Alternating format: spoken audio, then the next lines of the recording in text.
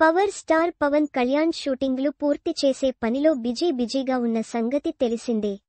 ఈ వారంలోనే బ్యాక్కొటేషన్ హరిహర వీరమల్లు బ్యాక్కొటేషన్ రిలీజ్ అవుతుంది. ఇప్పటికే ఆ సినిమా ప్రచారం పనుల్లో కూడా పాల్గొన్నారు. దీంతో ఆ సినిమాకు సంబంధించి పీకే పూర్తిగా రిలీవ్ అయినట్లే. అటు బ్యాక్కొటేషన్ ఓజీ బ్యాక్కొటేషన్ షూటింగ్ కూడా వేగంగా పూర్తవుతుంది.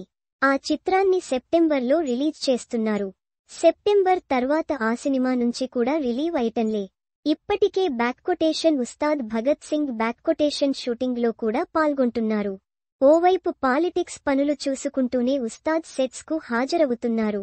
ఈ సినిమా షూటింగ్ వేగంగానే పూర్తి చేస్తున్నారు. 2 నెలల్లోనూ షూటింగ్ మొత్తం పూర్తి చేసే ప్రణాళికతో హరీష్ శంకర్ ముందుకెళ్తున్నాడు. ఈ సినిమా మాత్రం వచ్చే ఏడాది రిలీజ్ అవుతుంది. మరి అటుపై పవన్ కొత్త సినిమా ఏది అవుతుందనే ఉత్కంఠ అభిమానుల్లో ఉంది.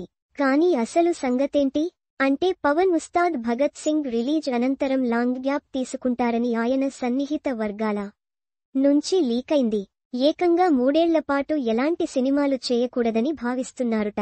ఈ సమయాన్ని పూర్తిగా రాజకీయాలకు కేటాయించాలని ప్లాన్ చేస్తున్నారుట.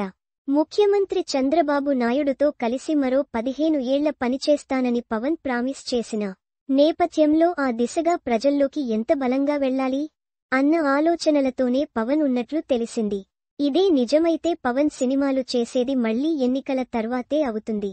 ఈలోగా జమిలి ఎన్నికలు వచ్చినా పవన్ కి ఎలాంటి ఇబ్బంది ఉండదు.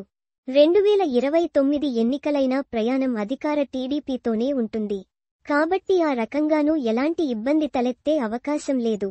ఇవన్నీ ఆలోచించుకునే పవన్ కూడా కొత్త కథలేవి వినడం లేదుట. అలాగే నిర్మాతల దగ్గర అడ్వాన్సులు కూడా తీసుకోవడం లేదుట. ఇప్పటికే తీసుకున్న అడ్వాన్సులు కూడా తిరిగి ఇచ్చేస్తున్నారని తెలిసింది. మరి ఈ ప్రచారంలో నిజమెంతో తేలాలి.